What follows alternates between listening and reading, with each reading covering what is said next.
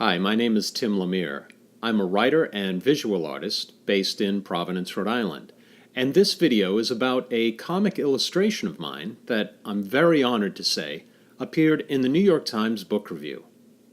This idea that Samuel Beckett's work titles would make great album titles is one that I've had for a long time, but I never did anything with it because my original thought was that to show this, I'd have to design completely original album covers for Beckett's titles.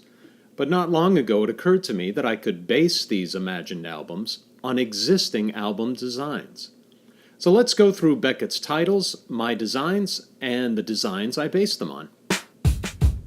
Endgame. This is a great title for the last album recorded by a band that's about to break up.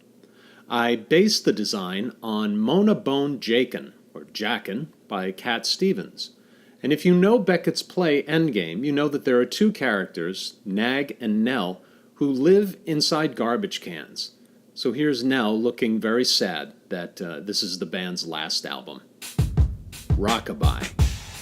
ROCKABY is a late piece from Samuel Beckett, and the title, of course, calls to mind rock and roll and Rockabye Baby. And that made me think of Elvis Presley and early songs of his like Baby, Let's Play House. This is Elvis's first album and is probably the most recognizable Elvis Presley album cover.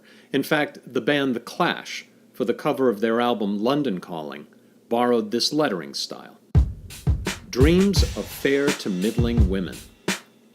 Now, there is no shortage of album covers in rock, pop, or jazz that feature women, but for this title, which always struck me as something either Leonard Cohen or the Smiths would use, I wanted to find an album that featured young women and middle-aged women, even though that's not what the word middling means.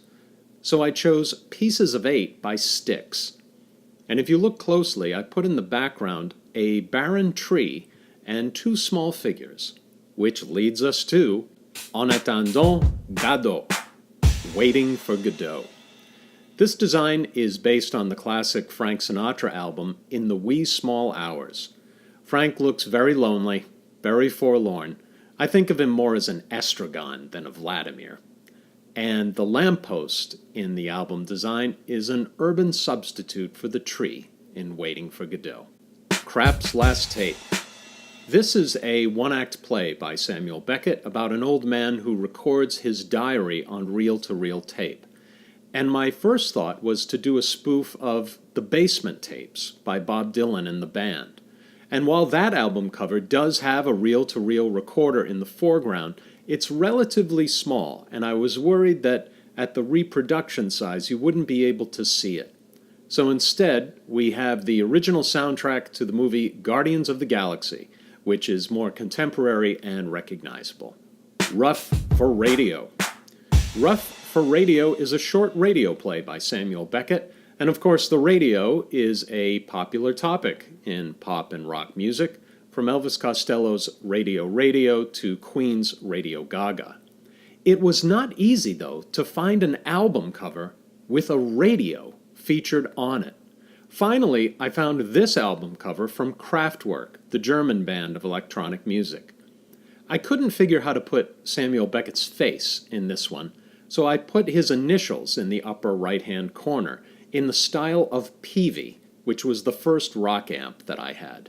I remember my high school art teacher telling me that the Peavey logo was the worst logo ever designed.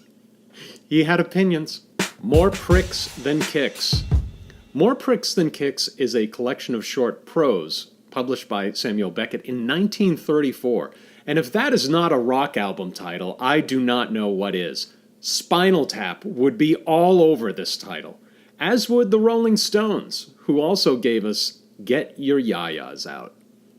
The design for the Rolling Stones album cover Sticky Fingers, seen here, was designed by Andy Warhol. Ohio Impromptu. Ohio Impromptu is a play by Samuel Beckett, and one of the things I wanted to try to capture was Samuel Beckett's sense of humor. We think of him as this serious writer, an absurdist writer, but Samuel Beckett can be very funny. So I chose the wonderful and whimsical Jim Flora, who designed this cover for an album by Gene Krupa and his orchestra. I hope you've enjoyed this video. I loved making this comic, and I couldn't be more honored to be published in the New York Times. If you'd like to see more of my work, please visit my website at timlemire.com. Thanks. Bye-bye.